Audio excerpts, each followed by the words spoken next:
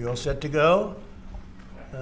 This is Ready when you are. okay. We're ready. We have the Prime Minister on the phone, and we have a nice hookup. This looks like the kind of a hookup that's not going to be causing any problems. And your voice comes through beautifully here. So I just want to. Oh, that's good. Yeah, it is. You sound great. I just want to begin by saying that this is a very special day because it's Victory Day, World War II, May 8th. And just by happenstance, we have the Prime Minister on the phone, and we were great allies in that. And it's very unusual that the trade deal comes due, and we signed it up on the same day that we had a great victory, the greatest victory of them all. So we are talking more and more about Victory Day because we were a big part of it, and so was the UK. And it's just, I guess, I don't know what you call it. It's just incredible that that day is the same day that we signed a tremendous trade deal for both countries. So I'm going to begin by just adding that we just concluded the rare earth deal with Ukraine. That's been fully ratified and approved by their legislative branches, and so we appreciate that, and I'll be speaking with the president in a little while, a little bit later, and we appreciate that. But the deal is all now signed up and ratified, and we have access to a massive amount of very, very high quality rare earth. This morning I'm thrilled to announce that we have reached a breakthrough trade deal with the United Kingdom, incredible country. Today is a victory day for World War II. We won the war together exactly 80 years ago, so there could be no more perfect morning to reach this historic agreement. And it's beautiful weather out. I will tell you that, Keir. Beautiful weather. It's so perfect outside. But it's really, in particular, the agreement with one of our closest and most cherished allies. And we're so happy that that's the way it worked out. I want to thank Prime Minister Starmer and his very talented team for their outstanding work and partnership. Today's agreement with the UK is the first in a series of agreements on trade that my administration has been negotiating over the past 4 weeks. With this deal, the UK joins the United States in affirming that reciprocity and fairness is an essential and vital principle of international trade. The deal includes billions of dollars of increased market access for American exports, especially in agriculture, dramatically increasing access for American beef, ethanol, and virtually all of the products produced by our great farmers. And our Secretary, as you know, of Agriculture is here. Brooke, thank you very much for being here. Good day. Thank you, sir. You'll let the farmers know. In addition, the UK will reduce or eliminate numerous non-tariff barriers that unfairly discriminated against American products. But this is now turning out, I think, really to be a great deal for both countries because it'll be really great for the UK also. So they're opening up the country. Their country is a little closed, and we appreciate that. They'll also be fast-tracking American goods through their customs process, so our exports go to a very, very quick form of approval, and there won't be any red tape. Things are going to move very quickly both ways. The final details are being written up in the coming weeks. We'll have it all very conclusive, but the actual deal is a very conclusive one. We think just about everything's been approved. So good for both countries, and we'll also receive new market access for American chemicals, machinery, and many other industrial products that weren't allowed, and they'll end up getting products that they'll be able to price, and if they like them better and we make great products, they'll be buying those products, but they were not available in the UK. Furthermore, in a historic step, the deal includes plans that will bring the United Kingdom into the economic security alignment with the United States. That's the first of its kind. So we have a big economic security blanket, and that's very important. And we feel very, very comfortable with that because it's been a great ally, truly one of our great allies. I mean, a lot of people say our greatest ally. I don't want to insult people by saying that, but I can say it's certainly one of our greatest, and right at the top. And they're the first one we're talking about. And by the way, we have many meetings planned today and tomorrow, and every country wants to be making deals. And we have a meeting. As you know, Scott will be going over to Switzerland on Saturday, and that'll be very, very interesting. Let's find out, but I think they want to make a deal very badly too.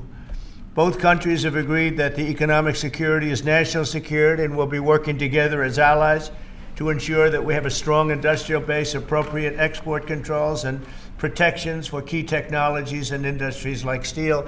Steel is a big factor. Both countries will become stronger with steel and things necessary for military. You know, we used to build ships and other things literally at a level that nobody's ever seen, and we've eased up, and I would say that the UK certainly eased up, but now we're going to be uneasing both, and we work together.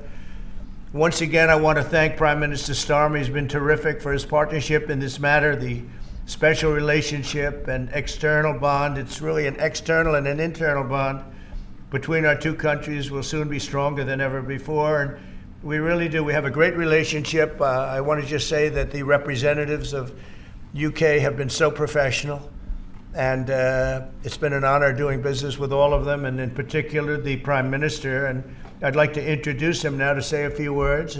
Mr. Prime Minister, please take it away. Thank you, Mr. President, Donald. And this is a really fantastic, historic day in which we can announce this deal between our two great countries. And I think it's a real tribute to the history that we have of working so closely together. Can I pay tribute, Donald, to your negotiating team as well, particularly yes. Howard and Jameson, who've done an incredible job, a very professional job, and my team as well. Two negotiating teams have worked at pace now for a number of weeks to bring in this deal today. Really important deal. This is going to boost trade between and across our countries. It's going to not only protect jobs but create jobs, opening market access. And as you say, Donald, the timing couldn't be more apt, because not only was it 80 years ago today that victory came for Europe after and at the end of the Second World War, but of course on that day the UK and the US stood together as the closest of allies. And Donald, I think even down to the hour, because you may or may not know that it was about this time of day, exactly 80 years ago, that Winston Churchill announced victory in Europe, and that led to great celebrations across Europe, across America, but particularly in the United Kingdom. Literally people going out into the street, putting bunting up, going up to the palace. And so to be able to announce this great deal on the same day, 80 years forward, almost at the same hour, and as we were 80 years ago, with the UK and the US standing side by side, I think is incredibly important and makes this truly historic. That close relationship has endured over those 80 years. As you know, Donald, when it comes to defence and security and intelligence sharing, of course, there are no two countries that are closer than our two countries. And now we take this into new and important territory by adding trade and the economy to the closeness of our relationship. It is built, as you say, on those notions of fairness and reciprocal arrangements. We've always had a fair and balanced arrangement between our countries. This builds on that, hugely important for sectors like car manufacturing and for steel and aluminium and so many others. And yes, we can finish hammering out some of the details, but there's a fantastic platform here, including, of course, on the tech side, where I think I'm right in saying we're the only two Western countries with trillion-dollar sectors when it comes to tech. And in the end, it comes down to, as you say, Donald, economic security is national security. On national security, we've been absolutely the closest of allies for so many years, keeping the peace through that close alliance, that friendship. And now we add to that this deal on trade and the economy. And I want to thank you for your leadership on that, Donald, and for the way in which your team have negotiated this. And I'm so pleased that we've got this deal, we've finalised it, and we've built an incredible platform for the future. So thank you so much. Donald, I'm now going to go and do a press conference. I think you have your press in with you, but on the details, I think if you've got Howard, we can deal with that through one of my team.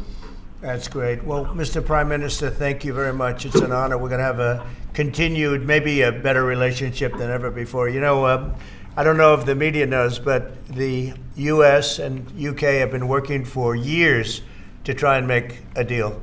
And it never quite got there. Yeah. It did with this Prime Minister. So I want to just congratulate you. Well, with this President, this Prime Minister, we've managed to achieve what many people have tried to achieve for many years. That's right. And I'm really pleased. And it feels completely historic and on a special 80-year anniversary as well. So, Donald, thank you so much. It's really good to have got this deal over the line. Tribute to both teams, tribute to our countries, and tribute to your leadership. Thank you. Well, it really is a great thing. And you go do your press conference, and I'll see you soon. Maybe speak to you later. But thank you very much. An incredible thing. I can't tell you that for so many years, even as I sat, everybody talked and talked and talked about a deal with, it just seemed like a natural deal, but it was not done. But now it was done with us. So I feel very proud to have been a part of it. Keir, thank you very much. Thanks, Donald, and we'll speak again soon. Very good. So long. Bye.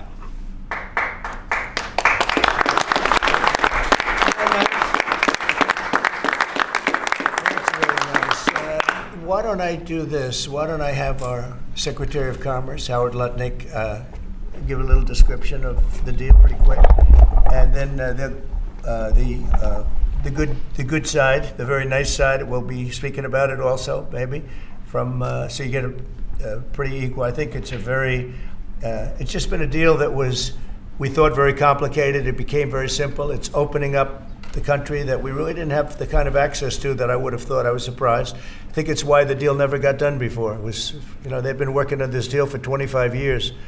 And we got it done, and we got it done. Really, it's going to be great for both countries. So, Howard, if you could go, and then somebody else, you may have, you'll pick whoever you want who'd like to do it. I have a feeling you're going to do it, right? So you guys go ahead, and then we'll take questions right after that. But I think you'll get a pretty good understanding of how big it is. It's a very large deal, very big deal. And Howard, go ahead.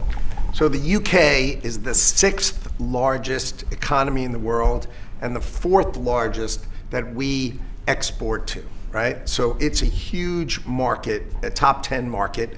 If you remember Liberation Day, they were at 10% because we have balanced trade with the UK, right? They say they have a surplus, but of course that counts gold bullion, which is, so let's just call it balanced trade. So how do you open up a market in balanced trade? People think it's impossible. They've always thought it was impossible until President Trump came on the scene and changed the way things work. So here's what we've got. We've opened up new market access, ethanol, beef, machinery, all the agricultural products. They've agreed to open their markets, and that will add $5 billion of opportunity to American exporters. So the question is, why would they do that now? Because they've never done it before, and we still have our 10% tariff on, which will produce $6 billion of revenue for the United States. So the idea was, how do they keep their jobs, protect their economy, and do the best for their people while opening the market for us? And the way is they studied it, their team was exceptional, and they tried to figure out the markets that they're importing from other people and try to send them over to America. So why were they always favoring others and not us? And what they've done is they've found the ways to do that so that we have new access, right? But the UK workers are protected, and that was the balance. So we did a deal with them in automobiles, and you know, if you're not building here, we charge you a 25% tariff.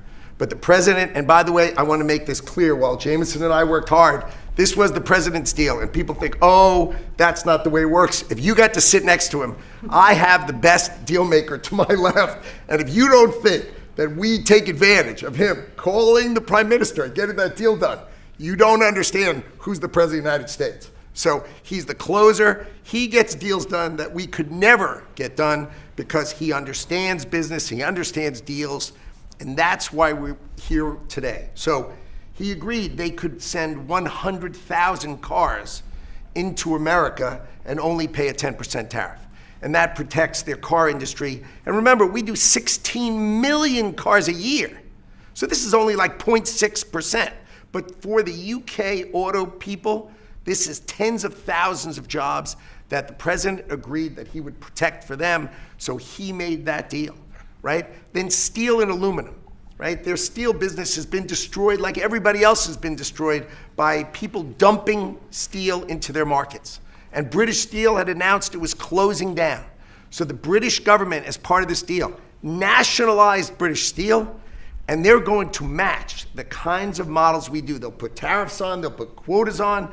They want to do it with America so they can be part of the resurgence of steel and aluminum in America, and that saves them, again, thousands and thousands of jobs. So if you go step by step, aero and commercial planes, they sell Rolls-Royce engines to Boeing. We've agreed to let Rolls-Royce engines and those kind of plane parts to come over tariff-free. And what you're going to hear today is there's going to be an announcement at the UK that they are buying $10 billion worth of Boeing planes later today, but I'm going to let the name of the airline announce it because that's theirs to do it. Part of this deal was always to do it together and to do it strong, and you can see the numbers on this board. Everything about this board works exceptionally well for the United States of America. It lays out the plan that you can work with us in autos, you can work with us with aero and commercial, you can work with us in pharmaceuticals if you have a supply chain that is secure and protected in national security. So we feel really good about the deal.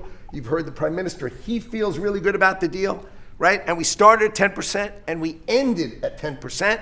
And the market for America is better, and this is a perfect example of why Donald Trump produced Liberation Day. People don't understand he gets things done in a matter of time. This would have taken Jameson and I 3 years, maybe. And instead, we got it done in 45 days, certainly, because we work for Donald Trump. So Jameson, my partner in all this, maybe Jameson, you'd like to talk a little, and then we'll turn it over to the UK. Sure, happy to do that. Everyone has had great remarks. I just have to echo the President and the Prime Minister when we talk about VE Day. This is something we've been waiting for decades, and there is no more appropriate day to do this. And when we step back and we look back a few weeks from now, or months from now, or years from now, we're going to look back at this day and better appreciate the significance, I think. And I'll just say as well, in terms of negotiating, I mean, the UK negotiators, you know, we've got one right here, did an incredible job, right? This is why you win wars, right? When you act like this, and the ambassador, he knows more about trade than a lot of us here, based on his background. And I would say on this deal, Mr. President, what we've shown is that it is time to change the way we do trade. People said we couldn't do a global tariff. We did a global tariff. They said no one would want to deal with us. People want a deal. They said no one would give offers. You saw that stack of offers I showed you yesterday, all those countries. Said we wouldn't get deals, and here we are with a deal with the 6th largest economy. We've agreed to have fair and reciprocal trade, and we've done it in record time. Thank you very much. Sir. Great job. Thank you, sir. Mr. Ambassador, please. Well, Mr. President, thank you very much indeed in hosting us this morning. And thank you very much indeed also for that very typical 11th hour intervention by you with your phone call to the President, demanding even more out of this deal than any of us expected. So thank you for that. The Prime Minister was delighted, obviously, to take that call later tonight. But you took it to another level, and I think the point I would make is twofold. One is that if we're going to rebalance and rebuild international trade in a way that serves all our interests, then we're better doing that together than separately and apart, and that's what we're on a mission to do. But secondly, you've done what you said you would do. You said to the Prime Minister when he came and we visited in the Oval, that you would do a good trade deal with the United Kingdom, that you would do it at pace, and that we would be first. And you have delivered that. You know, you've been true to your word. So Thank you very much indeed for that. For us, it's not the end. It's it's the end just of the beginning. I mean, there is yet more we can do in reducing tariffs and trade barriers so as to open up our markets to each other even more than we're agreeing to do today.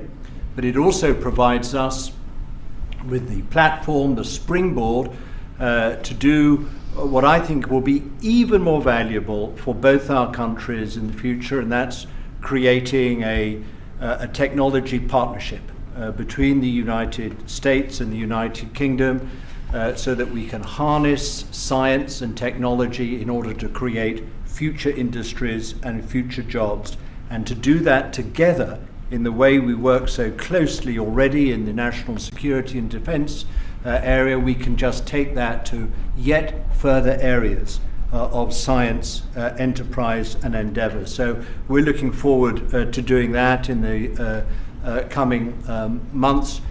You've launched us extremely well today.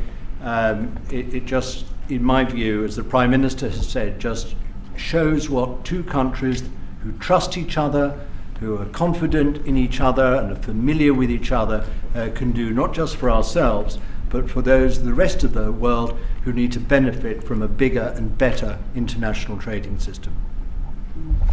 Thank you very much. It was beautifully stated. What a beautiful accent, too. I'd like to have that accent. Thank you. My mother would be proud. Thank you very much. Any questions?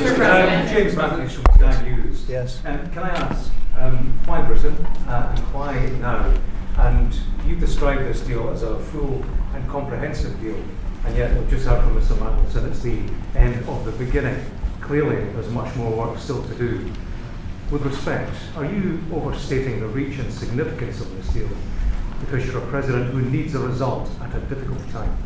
I think that it's a great deal for both parties. It's for us. We're opened up. I didn't know how closed it was. Quite closed, the market, as you know, the UK, and it opens up a tremendous market for us, and it works out very well, and a lot of assets. You see the chart, and those are tremendous assets.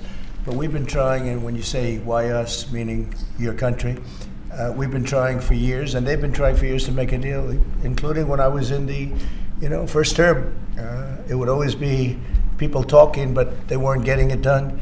But for 25 years before that, they were trying always to make a deal, a very significant deal.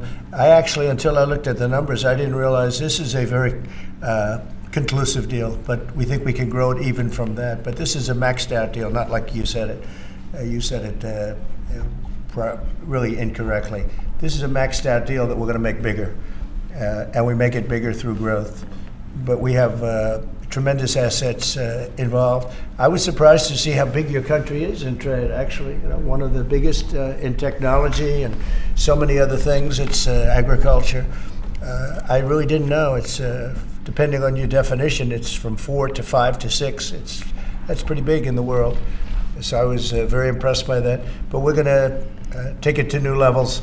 It's a very big deal right now, but I think it is going to grow just of its own volition. It's going to grow, and over time there'll be changes made, there'll be adjustments made because we're flexible. We'll see things that we can do even better, but it's very conclusive, and we think everyone's going to be happy, and the people of your country are going to be very impressed with the result, and they'll be able to buy from more people. They'll be able to price things differently. They'll be able to get some products that aren't available to them now that we make better than anybody in the world.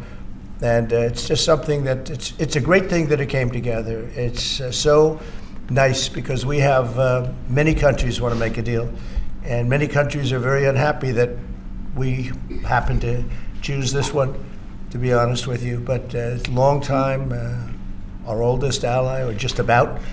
I guess a couple of people claim that too, but let's put it right at the top. I think it's going to be something very special for UK and special for the United States. Yeah, please. Thank you, Mr. President. Reagan Reese with the Daily Caller. How close are you to more deals, and when do you expect the next to be announced? Well, very close. We have numerous deals. I know Howard's going back. As soon as this is finished, your press conference, he's got numerous. And Scott, who's right over here, who's fantastic, by the way. You were great on television this morning. I watched you. That was you gave them a little lesson in the world and economics. But Scott's going to be going to Switzerland, meeting with China, and they very much want to make a deal. We can all play games. Who made the first call? Who didn't make the? It doesn't matter. It only matters what happens in that room. But I will tell you that China very much wants to make a deal. We'll see how that works out. Every country throughout the last 40, 50 years has literally ripped off the United States on trade, on military, on protection, on all the different things. And we are now making fair deals. And in this case, it's great because we really weren't very much involved. You have the European Union, which is, I think you made the right decision years ago. I don't know if you remember, I was opening up Turnberry the day that you were voting. And they asked me, would it happen or would it not happen? I said, no, I think they're going to go their own separate way. I think it's better for them. And they did. I think it's going to end up being a very smart decision. But a big part of that decision was always that you'd be able to make a deal with the United States. And they were unable to do that. But now they made it. And it's a tremendous, it's very important. That was always a big part of your decision on Brexit. And they were never able to make that deal. It was a tough one. And this one it's amazing with time. This one just went very smoothly, went quickly and smoothly, and a lot of common sense, as I like to say. It's tremendous common sense, but it's going to make your country much bigger in terms of trade, and it's going to make our country much bigger in terms of trade, too. Yes, sir. Thank you. Go ahead, behind you. Tom Bateman at the BBC. Thank you, Mr. President. You mentioned meat. You with who? The BBC. Oh, good. Very nice. They treat me beautifully. You mentioned meat and beef exports. The UK currently doesn't accept American beef because of its own food standards. Are you calling on the UK to accept all American beef and chicken products? Well, I think they'll take what they want. We have plenty of it. We have every type. We have every classification you can have. As you know, Bobby Kennedy is doing a tremendous job, and he's, I think, probably heading toward your system with no chemical, no this, no that. I think we're heading that way. It seems to be, and but we have that also. So we're a very big country. We have a lot of beef. We're a very big country, so it'll be great. Yes, yes. You want me to jump in? Yes. Let's talk about American beef really quickly, and it can't be understated. I'm Brooke Rollins, by the way, how important this deal is and what this means to American farmers and ranchers. Specific to the beef, this is going to exponentially increase our beef exports. And to be very clear, American beef is the safest, the best quality, and the crown jewel of American agriculture for the world. So I think a really important part of this deal isn't just the ethanol reducing of tariffs from 19 to 0, which for our row croppers is a huge deal, but also for beef. And as we move forward, I know our incredible trade team is looking at all of the meats, all of the produce, really all of our agriculture exports. And I don't know if there's an industry that has been treated more unfairly and has suffered more than our agriculture industry. So we look forward to, I'll be in the UK on Monday, talking to my counterpart over there for next week, and look forward to moving that out across the country. The president is I think we could say that we have the best in the world, best tractors, the best everything in the world, and they say that our agriculture is, second to none. You understand, and it'll be a great asset. People are going to be able to have options, choice, and they'll have more of it, and that usually means lower prices. How about we'll do you and then you? A Go follow-up ahead. question for the Italian TV, Daniele Compatangelo, LA7, TV 2000, Primetime Media. So congratulations for the deal. We see a big revenues from the chart. But what's the rest of Europe? It's a victory day, but other European countries, it seems like they're losing the We train. intend to make a deal with Europe. We have found that the European Union treated us extremely unfairly, very difficult, and hurt themselves in doing so. And they very much want to make a deal. We'll be dealing with them. We are dealing with them currently. So that'll cover pretty much the rest of it. but this was separate because of Brexit in particular. This was a separate deal. It always seems so natural. I mean, all the media would say that this seemed to be like, why did this happen 25 years? Why didn't it happen a long time ago? And it was always amazing to me. Somebody would say, hey, we got to make a deal. We have to make a deal. But this deal just fell into place. The Prime Minister did a fantastic job. His representatives are total professionals, and they got along well, and it just seemed to work. And I think one of the reasons it did is because we blew up the whole system. If we would have just been dealing with you separately or, country by country, we blew up the whole system. It was very fair to very unfair to the United States. And I think because of that, this worked out so nicely. And I'm honored that it was the first deal. Please. Sir, you mentioned... Well, why don't you go in the back, yes? Oh, thank you, sir. I'm with the London Times. I would say this is a great day for James Bond because now Aston Martins will be available to American buyers. But will it be even better by extending it to film? You've talked about a big tariff on films, and we'd like to know if there'd be relief on British... Well, we're going to have a discussion on that separately. And as you know, we're putting tariffs on that particular film, you said, the movie makers. And we're going to be doing some tariffs to get them because a lot of them have left this country. They all live here. The money comes from here. Everything comes from here, but they make them in other countries. So we're going to do something to bring them back, maybe to a large extent. But James Bond has nothing to worry about that, I can tell you. James Bond. And Sean Connery was a friend of mine. Sean Connery was responsible for my getting zoning in Aberdeen. He said, let the bloody bloke build his golf courses. And, I was like 4 years into the process, and it was impossible in Aberdeen. And he just stood up one day and he said that. As soon as he said that, I got the approvals in about 2 minutes. So he was a great guy, Sean Connery, and great character. Later in the year, are you going to Scotland and to the UK? I will be, sure. It's great. We have a lot of investment over there. We have Turnberry, Aberdeen. We have, as you know, in Doonbeg in Ireland, right on the ocean. They're all on the ocean. I only have interest if they're on the ocean. And we have good investments over there. It's been beautiful. Yes? Mr. President, if the talks go well this weekend between Secretary Bessent and Ambassador Greer with their Chinese counterparts, not preemptively, but if the talks go well, would you then consider lowering the tariff rate on China? Well, it could be. I mean, we're going to see. Right now, you can't get any higher. It's at 145, so we know it's coming down. I think we're going to have a very good relationship. I always got along very well with President Xi. That relationship was greatly disturbed by COVID when COVID came in, but we get along very well now. I mean, the relationship was hurt with a lot of people, a lot of countries when COVID came in. But I think we're going to have a very good relationship. I expect to have a very good relationship with China, Scott. I think it's a very friendly meeting. They look forward to doing it in an elegant way. China, as you know, has a tremendous trade surplus with us, and we just can't have that. And but I think it's going to be very good for both countries. I would like to see China opened. One of the big things here is, and nobody would know this, but the UK was largely closed. It was very much closed to trade, and now it's opened. And a lot of the financial reporters are very happy about that because so much. I listened to them. I hope they get countries opened up. And then you compete on a fair basis, but you can't compete when you're not allowed to go there. China would be the number one example of that. It's very closed. We almost had it last time before COVID, and that didn't work out. But we made a great deal with China. They had to buy $50 billion worth of our food products, and it was a great deal, doing very well for our farmers. And then when Biden came in, as usual, nothing happened. He didn't enforce it.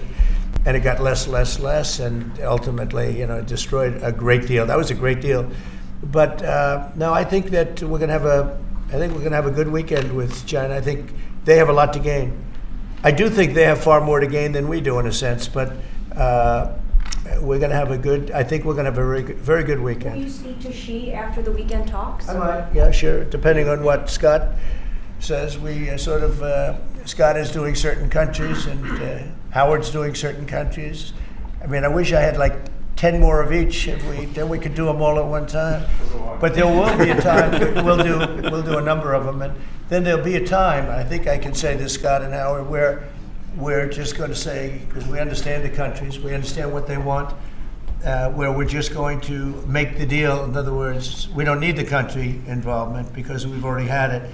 And we'll say this particular country, which had big surpluses, let's say, we had therefore deficits, that this particular country is going to pay a 25% tariff or a 30% or a 50% or 10% or whatever it may be. This was, I think we should explain it now, Howard. One of the things we did here that we'll rarely do is on cars, we took it from 25 to 10 on Rolls-Royce because Rolls-Royce is not going to be built here.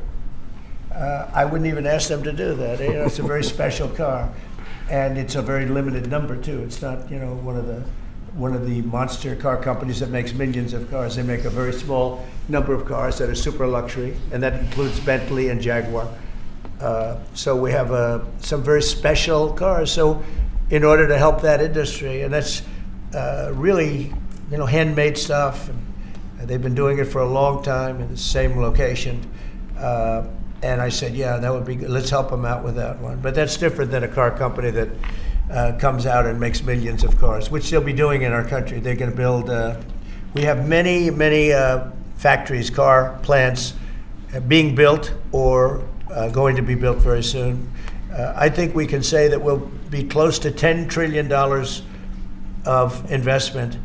I think we're actually at that number now if you add up some of the ones we haven't heard about yet. I mean, we have some going up right now. They have plants going up, and they haven't even spoken to us. They're doing it because of the tariffs. And tariffs have always been used against us, and I never understood. I used to sit back. As you know, China paid hundreds of billions of dollars in tariffs when I was president. But until then, China never paid anything. And, you know, they really did a big number on us from the standpoint of trade. But we are using tariffs now for our benefit. And we have now close to $10 trillion. Think of that, $10 trillion. If you look at the past administration, and we're talking about over, you know, essentially 2 months, because we could say 3, but it took a little while to get the office in perfect shape, right? It took a little while to get things done. But once we started, when you think of that, close to $10 trillion of investment, you've had years where the United States wouldn't do that wouldn't do $1 trillion in a year, wouldn't do anywhere near $1 trillion. We did $10 trillion in 2 months. So it's amazing what's happening. We're getting calls from, and that has to do with chips, has to do with cars. We used to make chips. We had Intel, and we used to make chips. We had a monopoly on chips. Everything was made here. And now, over a period of years, because of presidents that didn't know what they were doing, they allowed that business to be stolen from us. Most of it moved to Taiwan. And you probably were in the same position, right? Because you had a lot of the chip making capacity, but they moved it in. And if we would have said, that's fine, if you want to move it to Taiwan, that's good. But if you want to sell back into the United States, we're going to put a 50% or 100% tariff on, they would have never left. But we had people sitting here that didn't understand that, and it's too bad. But now they're coming back because I'm saying it about 40 years too late. But they're coming back. As you know, we have the biggest chip makers in the world spending, in one case, $300 billion, in one case, $500 billion, same as Apple, and in another case, $200 billion. And we're going to have a large share, a very, very substantial share of the chip-making market. This weekend is going to be a friendly visit, but do you expect that it will just be a formality to break the ice, or are they going to get into substantive negotiations? I believe so, yes. I believe it's substantive, yes. I think people like to say, yes, we're having a meeting to meet. Well, we're meeting, so what are we going to do? Talk about meeting again? So I think it's going to be substantive. I think we can say that, right, Scott? Very substantive. Now, China wants to do something. And look, they have to at this point. You know, essentially, they made $1 trillion a year, and now they have absolutely, you know, no business because of the tariffs. They have no business. And they want to have business, and we want them to have business. We want them to do well. We want them to do very well. So I think it's going to be very substantive. Because business has slowed down, as you mentioned. In China. But we're seeing as a result, the ports here in the U.S., the traffic has really slowed, and now thousands of dock workers and truck drivers are worried about their jobs. Yeah, no, that means we lose less money. You know, when I see that means we lose less money. Look, China was making over $1 trillion, 1.1 trillion, in my opinion. You know, different numbers from 500 billion to 1 trillion or 1 trillion one. I think it was 1.1 trillion.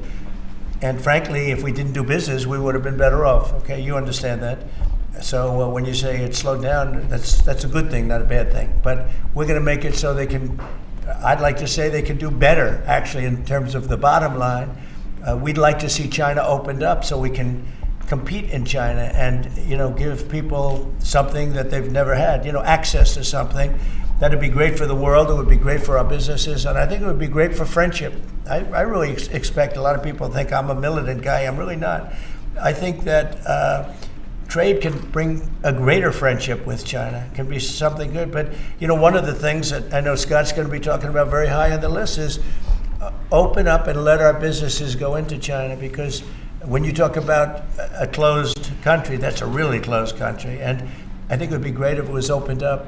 It would give people a lot of choice and would create a lot of jobs, a lot of everything. So I think it would be a great thing for China. And that's going to be one of the things we'll be discussing, like we discussed with UK. Yeah, please. So what does Britain have to do for you to drop the baseline 10% tariff that you're maintaining? Well, I think that's set because that has to do with a lot of different things, including past. There are a lot of past things that we talk. This is very inclusive. We included everything, and that's pretty well set. Yeah, please. Yeah, Mr. President, the 10% baseline tariff remaining in place, is that a template for these future trade deals? You say you're going to keep it here. No. Is it going to stay in every case? No, that's a low number. They made a good deal.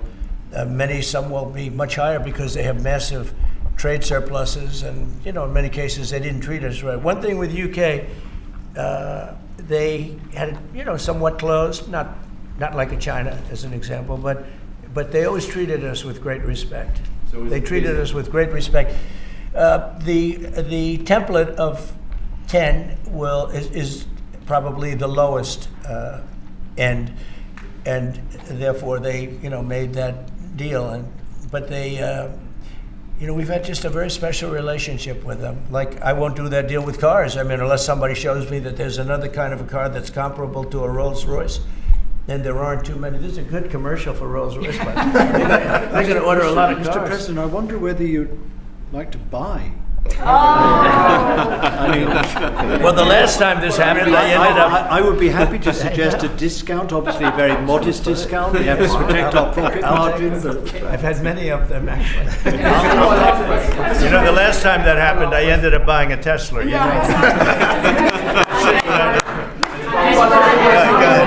Thank you. Mary Margaret Olahan with Daily Wire. I had a question about the UK deal today. I heard there was talk that part of the agreement would depend on whether the UK would respect free speech and freedom of religion. I know the VP is really interested in that, talked about that earlier this year. Was there any assurances that you guys got on that front? You want to handle that? Yeah, that was not part of the conversation. Our conversation was an economic conversation from start to finish, closed by the president yesterday. This was a business deal, open their markets and also protect their workers, grow our markets, and help our workers. This was about business religion. Business is sort of a semi-religion, but not nearly as important. I don't want to get myself into Go ahead, in the back. Mr. President, will you be asking China to help you close, the gap between Ukraine and Russia? I think so, yeah. I think it's a natural thing to ask. What do you expect? Sure. I don't know. I think we're making good progress. The fighting is a little bit different than it was. I think if we weren't involved, Russia would be, going at it to maybe get the whole thing. And without our involvement, they'd be able to get it, because we supplied a lot of different things, foolishly. But we've been sort of paid back by doing the rare earth deal that I talked about before. I think that I think that we will be very much involved in trying to get that bloodbath. It's a bloodbath. It's a horrible situation. 5,000. It's really more than that. But it's 5,000 soldiers on average a week, mostly soldiers, are being killed. Young, beautiful people. They're being killed. I see the satellite pictures coming back, body parts lying all over fields, heads and arms. It's so terrible. I've never seen anything like it, actually. And if we can get that stopped, that will be a great accomplishment. And we're trying very hard. And I think we're close. And Mr. Witkoff is talking constantly back and forth. He's a real professional who's got a great relationship with both countries. and I think we have a good chance. And likewise, we're trying to work on Iran to get that solved without having to get into any bombing, as we say, big bombing. I don't want to do that. I want them to work a deal. I want them to be very successful. Mr. President, Edward Lawrence from Fox Business. On the non-market barriers, how did you get the UK to bend, and what was the 11th hour deal or ask? Well, I think it was really just a part of the overall. I mean, they have so many things that are so good for them. It's going to be so good for the country, and that was sort of easy. It wasn't.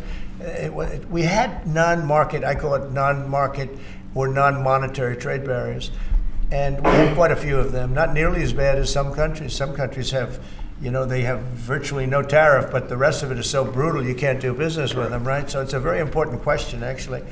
No, I think the overall deal just worked out very well from their standpoint. They were willing to give that in order to get other things, and you might want to speak to that, Mr. Ambassador.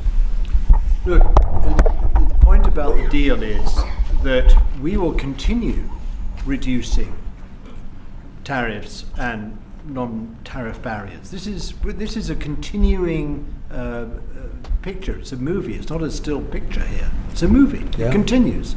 And we're both committed to freeing up trade between our countries. We're both committed to freeing up investment between our countries.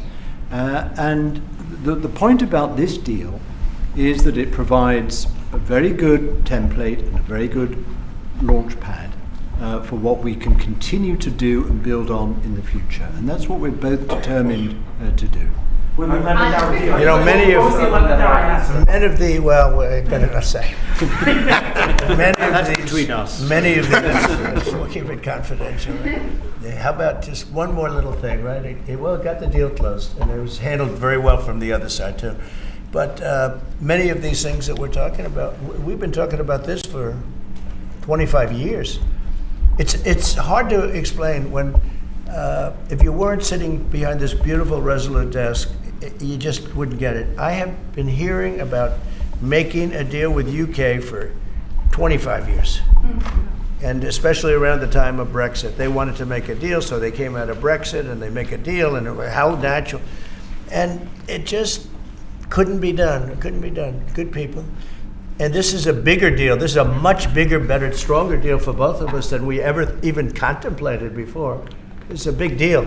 Virtually everyone said that it would end in failure, it would end in tears, and it's ended in exactly the opposite. Yeah. But, Mr. President, can I say that that is due to Secretary Lutnick and Ambassador Greer, who've been absolutely fantastic. But yesterday I received a call, a very diplomatic call that just edged things over the line, and that was from your new ambassador in the United Kingdom. Who is terrific. Right? Warren Stevens, he's here. Where is Warren? Right here. Hello, Warren. How are you? He's flying to London tomorrow night. He's going to be very popular with the British people. He's going to be a very successful ambassador.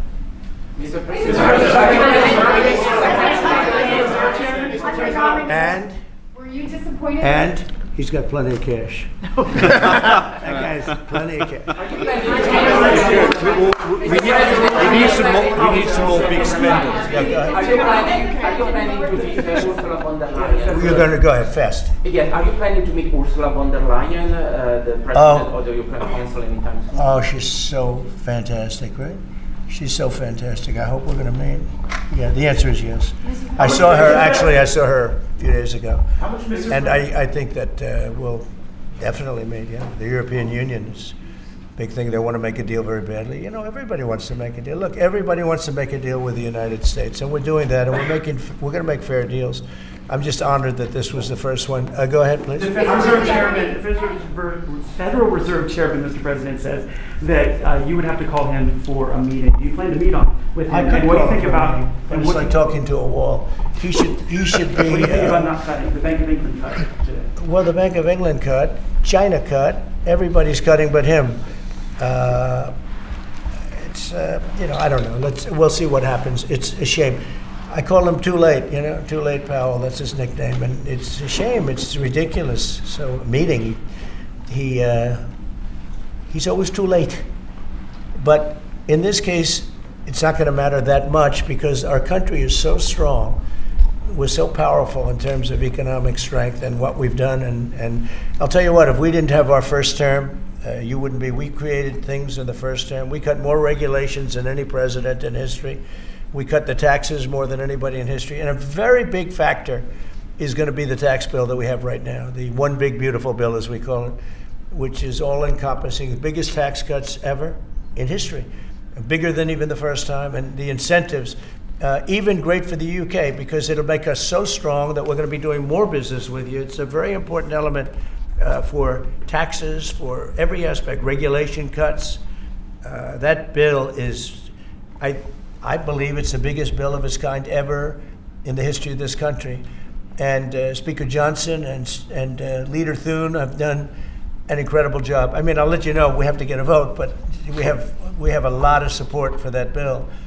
And if that happens on top of all of these trade deals that we're doing, this country will hit a point that you better go out and buy stock now. Let me tell you, this country will be like a rocket ship that goes straight up. This is going to be numbers that nobody's ever seen before. That's a very important element of all of this. You know, if we get that, if you don't, and the Democrats are fighting it only because they want to fight. They have Trump derangement syndrome. You know, if it was somebody else, they wouldn't fight. If you had a normal person, if you had some stiff sitting behind you, they'd be fine. But they have Trump derangement syndrome. You know, Senator Schumer's become a Palestinian. He's welcome. I don't know when they're going to give him the ceremony, whatever the ceremony may be. It's terrible what's happened to the Democrats. So very, very important element of everything, of what we're doing, unrelated to today, but related in the sense that we'll do, if that passes, we'll do even more business with the UK. We'll have so much. It's the biggest tax cut in history. It's going to make our country zoom. It's going to be incentive, as you know, with the deduction for basically for work. You build, you plant, etc. Your deduction. It's going to be the biggest. It's the biggest bill of its kind ever passed. Maybe the biggest bill ever passed. That's why we call it the one big beautiful bill. You just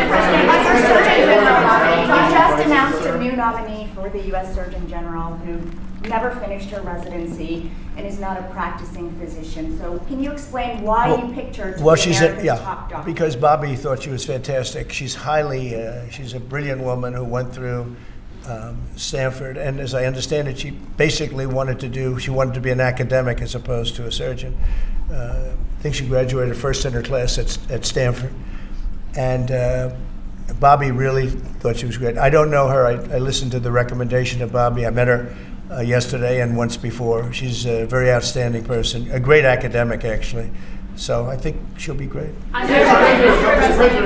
Your nominee for U.S. Attorney of D.C., do you have a backup plan if this Senate does not? But he's a terrific person, and he wasn't getting the support from people that I thought. You know, he's done a very good job. Crime is down 25% in D.C. During his period of time. I'm very disappointed in that, but I have so many different things that I'm doing now with the trade. You know, I'm one person. I can only I can only lift that little phone so many times in a day. But we have somebody else that will be great. I just want to say Ed is unbelievable, and hopefully we can bring him into whether it's DOJ or whatever, in some capacity, because really outstanding. To me, it was disappointing, I'll be honest. I have to be straight. I was disappointed. A lot of people were disappointed. But that's the way it works sometimes, you know. That's the way it works. And he wasn't rejected, but we felt it would be hard. And we have somebody else that we'll be announcing over the next 2 days who's going to be great. With companies like Ford and Mattel recently saying they're going to raise prices on certain products, how long do you think the American public is going to be patient and wait for you? Well, I think they're saying that just to try and negotiate deals with me. They're not. Look, tariffs are the most misunderstood thing maybe in any form of business, anywhere in business. Oftentimes the country picks them up. Oftentimes the company picks it up. The people don't pick it up. Okay, the people don't pick it up.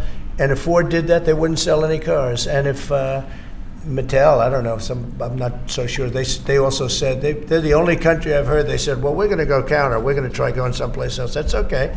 Let him go, and we'll put 100% tariff on his toys. and he won't sell one toy in the United States, and that's their biggest market. I heard that. I mean, I watched this guy talking about how I'm going to go counter. I said, well, I wouldn't want to have him as an executive too long.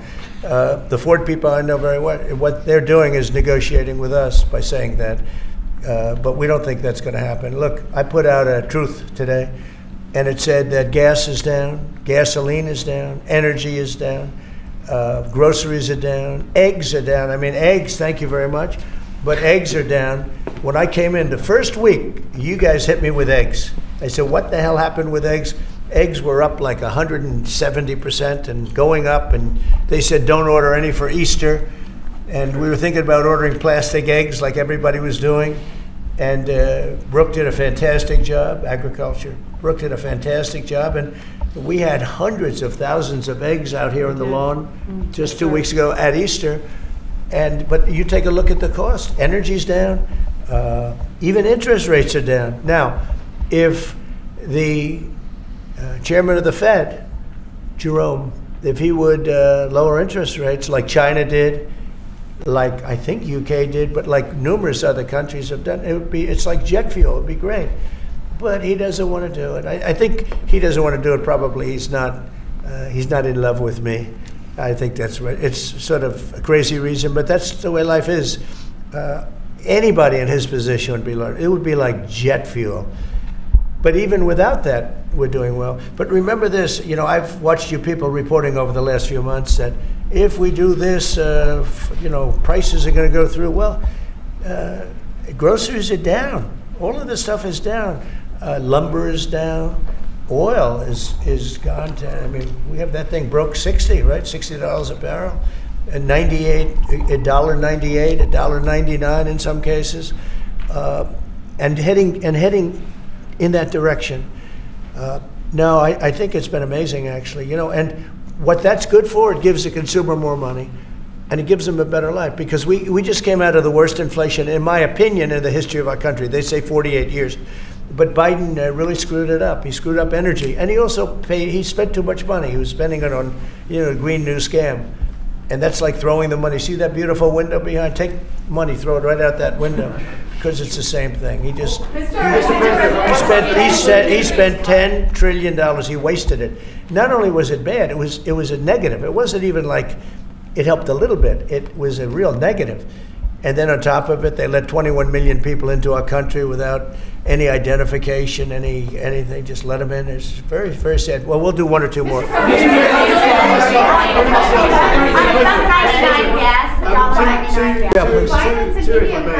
ahead. Who are you with? I'm with the Daily Telegraph. Now, you know me from another I do. How concerned are you about the UK's reliance on China? Chinese money in the money market, Chinese exports. We're not concerned. Is that something that came up in honestly, discussions? I'm not concerned about anything. If I was, I wouldn't even be here right now. If I was concerned about anything, and it wouldn't be that, but I wouldn't be here right now. No, we're not concerned. We're going to have, I believe, a very good relationship with China, and a fair relationship, and it'll get bigger and it'll grow. It'll grow. As an example, if they open up the country, that'll be the best thing China ever did for itself. They don't know that yet because, it's been a different system. But that'll be the greatest thing that ever happened to China. The people will be happier. They'll buy for less. They'll see things that they never saw before, and they'll be buying them. And it'll really create great long-term peace. And if I could ask one of the Agriculture Secretary, actually, there's a lot of concern about chlorinated chicken, the import of hormone-treated beef. Has that question been addressed, resolved in these talks, or is that something for the continuing negotiations? Well, James. I would just say that it's very clear, and we have in the heads of terms that we are going to discuss all of these types of issues, and obviously the importing country, whether it's us or them, you got to follow the rules on those types of things. But our point is the rules need to make sure that they are based on science, and that's our expectation. We know the UK believes that too, so we want to come to an accommodation. We want the consumers in each country to be able to choose what they want and give them the information that they want. Okay. We have an incredible EPA led by Administrator Zeldin that is on this. So the talks continue, but we are very, very confident in our products, and what the president has done to open up the markets is unprecedented for these farmers here in America. Thank you. Message from Wall Street as they watched this. You saw the stock market decline sharply after Liberation Day, and it's rallied back since then. Well, now it's going to really rally because, don't forget they said this is all a pipe dream. And this is a tough one. This is, somebody would say, well, this is easy. This is much tougher, I think, than any other deal because they've been at it for so many years, decades, trying to make this deal. And it's very conclusive and it's a great deal and it's a very big deal, actually. No, this is just the beginning. We're going to be having conferences or at some point we won't have, we'll just put out a statement that we just signed this country, that country. And after a number of these are done, nobody has enough people to do it. We're just going to put out X country is going to pay this, and if they open up, they're going to do this and that and that, and they're going to be open up. Everybody wants to be here. I say this is where they want to be shopping. They want to shop in this country because we have the consumer. And we have the consumer like nobody else. And, if this country went bad, the whole world would go bad. But we really saved it from going bad. Yeah, please. So can I ask you about the air traffic control issue? Are you looking at getting new software? I'm glad you asked me about it because I'm just going to be talking to now the heads of the airlines and everything else. So I was all set before we had the rigged election to give out a brand new gorgeous system to one company that was going to do the whole thing, one of the best companies in the world that you know very well. There are 3 or 4 of them that do it. And when they took over, Buttigieg, who has no clue, he drives to work on his bicycle with his, in all fairness, with his husband on the back, which is a nice, loving relationship. But he didn't have a clue. This guy didn't have a clue. And he's actually a contender for president. Between him and Crockett, you can have that party. But he didn't know what he was doing. And he took what they call dry systems where you have wires in the earth, buried in the earth or whatever. And then you have the open air systems where you have satellites. And you can't mesh them. Anybody would know that if you went through about 2 months of study in school, if you studied that kind of thing. And he did. They spent tens of billions of dollars trying to take old, broken equipment and merging it into existing new equipment with brand new equipment. It's one of the greatest. They spent like $40 billion. And what they did is they made it worse because it doesn't work together. You can't make it work together. If you have a satellite system, you need satellite. If you don't, they had all these different technologies, some of them 50 years old, and they're trying to mesh them in. And they end up spending twice the money they should have. You could have bought a whole new system. So we have a very good guy who you all know, Sean Duffy, is head of transportation. And I've given him a 10-minute lesson in buying, and he's become really good. And we are now in the market to buy a gorgeous, brand new system. The helicopter that crashed into the plane at 400 feet, it shouldn't have been. What would have happened is all sorts of bells and sirens would have been going off 3 minutes before that accident happened, if you had the right equipment, but they didn't. And the new equipment is unbelievable what it does. I was going to say something, but you always, in my opinion, you always need pilots. I want pilots. But you wouldn't even have to have pilots. This system is so incredible what they can do. But we have a system that's obsolete. And what they did is the worst. They tried to combine the really old, broken stuff with the new stuff, and you can't combine it, and anybody should have known. So Biden, do you think Biden figured this out? I don't think so, fellas. Do you think he has any clue? He doesn't know what the hell's happening. So here's the story. We're going to be buying a brand new, it's going out to bid very soon, brand new state-of-the-art system that will cover the entire world. I'll give you an example. When my pilot, now I have military pilots, but prior to that I have very good pilots, great pilots. They would land, and I won't tell you which country, but they would use the system of another country. They wouldn't even use the system of the United States. So if I'm landing in New York or Florida or Tennessee, they're using a system from another country. I said, why is that? And they were, they're not into business, but they're just saying, our system doesn't work, sir. And I said, boy, that's pretty sad. But we were all set to give it out to, look, you have a Raytheon and you have different companies like that, numerous companies. And you have companies that would do it, like an IBM, as an example. And you give out one deal, one contract. They gave out hundreds of contractors. They had diggers. They had non-diggers. They had people that focused on satellites. They had hundreds of different contracts. One contract where one guy is controlling everything. If you need a trench, then they dig a trench. But if you don't dig the trench, they don't blame you. What happens is you don't dig it, then they say we want a cost overrun. Now, we have it all set, and we're going to be doing it. We would have done it, except that the election took a little strange turn. But the second one didn't. That was too big to rig. Thank you very much, everybody. Thank you.